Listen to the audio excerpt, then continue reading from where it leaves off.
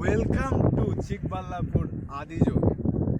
পিছনে যেটা দেখতে পাচ্ছ সেটা আদিযোগী, অ্যান্ড এটা কোয়েম্বাটুরে নয়, এটা চিকবাল্লাপুর। এটা তামিলনাড়ুতে নয়, কর্ণাটকার চিকবাল্লাপুর ডিস্ট্রিক্টে অবস্থিত। পিছনে চারিদিকে পাহাড়, অ্যান্ড তার মাঝখানে আদিযোগীর মূর্তি, আদিযোগী শিবা। ঈশা ফাউন্ডেশনের নিউ টেম্পল। কনস্ট্রাকশনের কাজ এখনও শেষ হয়নি, তাই ধুলো ওড়াটাও স্বাভাবিক। ভিডিও দেখিয়ে দেবো এই আদিযোগী টেম্পলের। সব থেকে বড় কোশ্চেন তোমার এটাই আসবে যে হাউ টু রিচ, ব্যাঙ্গালোর থেকে কিভাবে যাব। কারণ এখানে আসার জন্য তো জাস্ট দুটো ট্রেন আছে, তাও আবার ঠিক টাইম মতো চলে না। যেটা আজকে আমার সাথে হয়েছে সেটা তোমার সাথেও হতে পারে।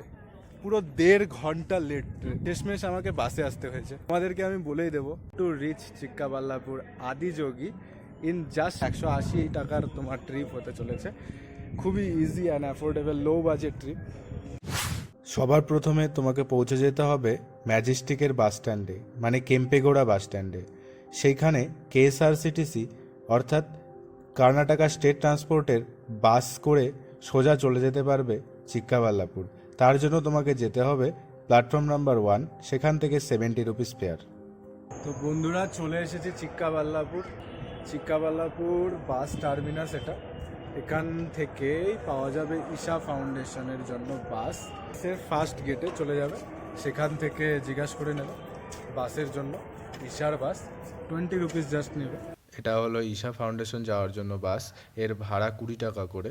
এর টাইমিংসগুলো স্ক্রিনশটে দেখে নাও, স্ক্রিনশট নিয়ে রাখতে পারো। প্রতিদিন 7:45 থেকে শুরু হয়ে যায়, রবিবার বাদে। এটা হলো বাসের ইন্টারফেস, আর 5টা স্টেট ট্রান্সপোর্ট বাসের মতনই। অ্যান্ড বাস যেমন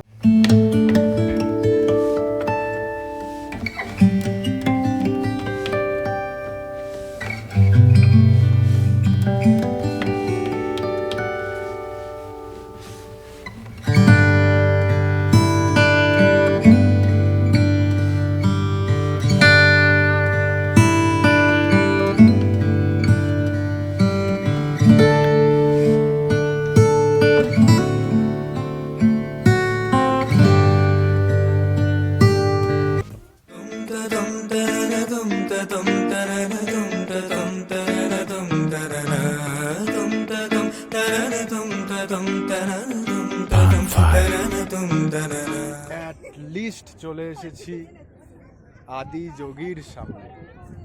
কনস্ট্রাকশনের কাজ এখনো চলছে, দেখো পিছনে ওয়ার্কার্সরা আছে, লেবার্সরা আছে।